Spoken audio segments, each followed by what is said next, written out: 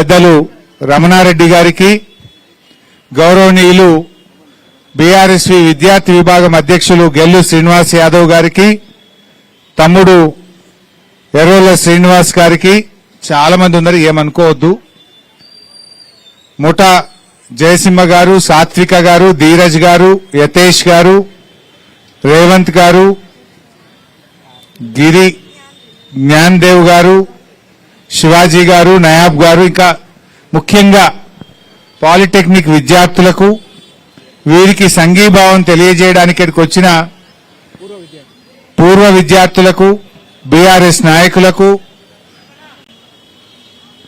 ఇక్కడికి వచ్చిన పోలీస్ మిత్రులకు, మీడియా మిత్రులకు అందరికీ పేరు పేరున నమస్కారం.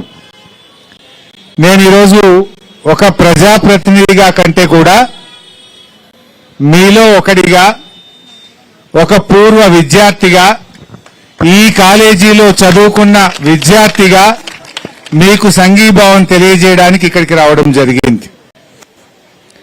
రేవంత్ రెడ్డి పాలన ఎట్లయిపోయిందంటే పిచ్చోడి చేతిలో రాయిలాగా మారిపోయింది. ఇవాళ రేవంత్ రెడ్డి గారు ఈ పాలిటెక్నిక్ విద్యను తీసుకుపోయి శక్తిలో కలుపుతున్నా అంటున్నాడు, ఐటీఐలతో కలుపుతున్నా అంటున్నాడు. అసలు ఎందుకు కలిపిండో మీకు అర్థమైందా? అసలు ఏంటి ఆ శక్తి ఏంటి, ఆ యూనివర్సిటీ ఏంటి?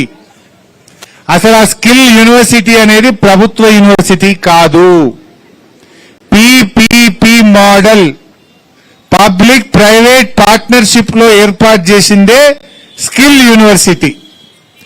ఆ స్కిల్ యూనివర్సిటీ ఒక 3 ఏళ్ల దాకా రాష్ట్ర ప్రభుత్వం సహకారం అందిస్తుంది.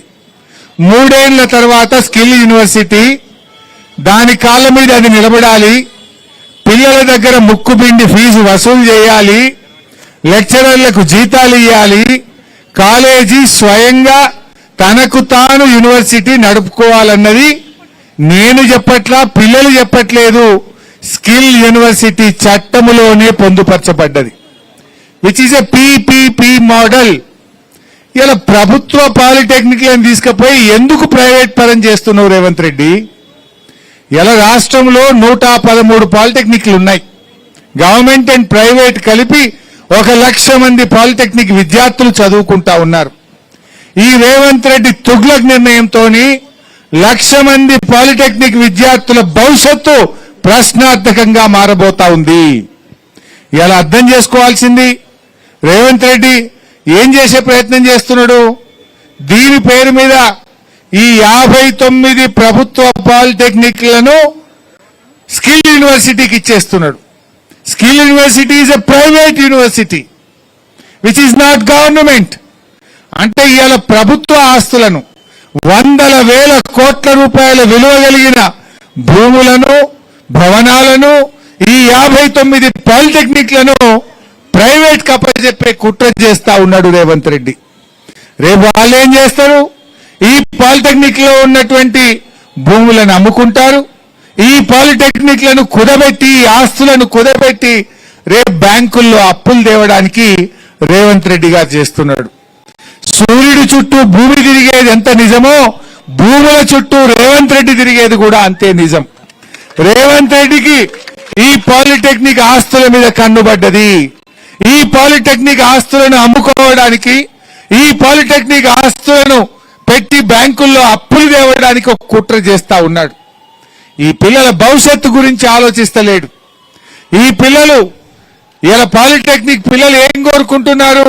స్కిల్ కావాలి, ఉద్యోగము కావాలి. ఈ పిల్లలు మంచి శిక్షణ కావాలి, ఉన్నత విద్యా అవకాశాలు ఉండాలి అని కోరుకుంటున్నారు.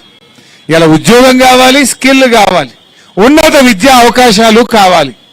ఇలా పాలిటెక్నిక్ విద్యార్థులంటే కేవలం బ్లూ కాలర్ జాబ్స్ చేసే వాళ్ళు కాదు, వైట్ కాలర్ జాబ్స్ కూడా చేసే విద్యార్థులు పాలిటెక్నిక్ విద్యార్థులు.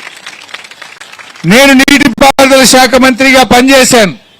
డిప్లొమా సివిల్ ఇంజనీరింగ్ చదివిన వాళ్ళు ఎంతో మంది ఏఈలుగా, డిప్టీలుగా, ఈఈలుగా ఉన్నతమైన స్థానాల్లో గెజిటెడ్ ఆఫీసర్లుగా పనిచేసినారు. రాష్ట్రంలో పనిచేసే మోటార్ వెహికల్ ఇన్స్పెక్టర్లు సగం మంది ఈ మాసప్ ట్యాంక్ పాలిటెక్నిక్ లో చదివిన వాళ్ళే. ఎంవీఐలుగా ఎంవీఐలుగా ఆర్టీఓలుగా పనిచేస్తున్నారంటే వాళ్ళంతా పాలిటెక్నిక్ విద్యార్థులే. ఈరోజు HMWS Hyderabad metro water works లో పనిచేస్తున్న ఇంజనీర్లో సగం మంది మన పాలిటెక్నిక్ విద్యార్థులే. అంటే పాలిటెక్నిక్ అంటే బ్లూ కాలర్ జాబ్స్ కాదు, పాలిటెక్నిక్ అంటే వైట్ కాలర్ జాబ్ చేసేటువంటి విద్యార్థులు కూడా. ఇవాళ ఈ విద్యార్థులను తీసుకుపోయి నువ్వు ఐటీఐలతో కలపడం అంటే ఇది డిగ్రేడ్ చేయడం అవుతుంది. పాలిటెక్నిక్ విద్యార్థుల భవిష్యత్తుతో ఇది చెలగాటం అవుతుంది.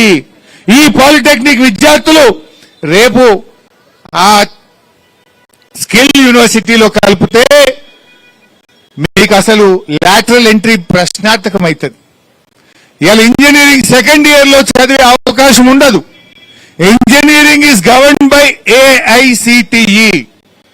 ఏఐసిటిఈ అప్రూవల్ లేకుండా లాటరల్ ఎంట్రీ అవకాశం ఉంటుందా? Polytechnics are approved by AICTE. Engineering is approved by AICTE. That's why you have a lateral entry. By writing ESET exam, you are directly joining the engineering second year. If tomorrow these polytechnics are merged into skill university, these students will not have the lateral entry opportunity. ఈ అవకాశాన్ని కోల్పోతారు. ఈ పిల్లల భవిష్యత్తుతో చెలగాటం ఆడుకుంటున్నారు. ఇవాళ polytechnic విద్యార్థులు 15,000 రూపాయలు కడితే మొత్తం పాలిటెక్నిక్ అయిపోతుంది. 5,000 సంవత్సరానికి ఫీజు కడితే ఇవాళ అద్భుతంగా పాలిటెక్నిక్ పూర్తయితుంది. జాబ్ చేసే వాళ్ళు జాబ్ చేస్తున్నారు, ఇంజనీరింగ్ వెళ్ళవలసిన వాళ్ళు ఇంజనీరింగ్ వెళ్తున్నారు. ఈ స్కిల్ యూనివర్సిటీలో 1 ఇయర్ డిప్లొమాకు 40,000 ఫీజు పెట్టిండ్రు, 3 నెలల కోర్సుకు 30,000 ఫీజు పెట్టిండ్రు. మరి రేపు పాలిటెక్నిక్ లో ఫీజు పెరగదనే గ్యారంటీ ఏంది? అయినా గవర్నమెంట్ లో చదివే పిల్లలు రేపు ప్రైవేట్ లో పోయి చదవాల్సిన అవసరమేంది? తెలంగాణ రాష్ట్ర ప్రభుత్వం కింద నడుస్తున్న ఈ పాలిటెక్నిక్లు రేపు పీపీపీ మోడల్లో ఉండే యూనివర్సిటీ కిందికి పోతే ఈ పిల్లలకు భద్రత ఉంటుందా? ఈ విద్యకు భవిష్యత్తు ఉంటుందా? రేపు ఫీజులు పెరగనే గ్యారంటీ ఏమున్నది? స్కిల్ యూనివర్సిటీకి రాష్ట్ర ప్రభుత్వం ఏం చెప్పింది? 3 ఏళ్లు మాత్రమే సహకారం ఇస్తాం, 3 సంవత్సరాల దాకా మాత్రమే మీకు అవసరమైన ఆర్థిక సహాయం అందిస్తాం. ఆ తర్వాత మీ కాళ్ళ మీద మీరే నిలబడాలి. ఆ తర్వాత మీరే పిల్లల దగ్గర ఫీజులు వసూలు చేయండి, వ్యాపారాలు చేయండి, మీరే కాలేజీలు నడుపుకోండి అని స్కిల్ యూనివర్సిటీ చట్టంలో స్పష్టంగా చెప్పారు. ఇవాళ ఈ పాలిటెక్నిక్లకు రాష్ట్ర ప్రభుత్వం ప్రత్యేకంగా అసెంబ్లీలో బడ్జెట్లో నిధులు పెడుతుంది. మీకు మీ లెక్చరర్ల జీతాలకు గాని, పాలిటెక్నిక్ కాలేజీల నిర్వహణకు గాని, ఈ పిల్లల ఫీజు రియంబర్స్మెంట్ గాని రాష్ట్ర ప్రభుత్వమే ఇస్తూ వచ్చింది.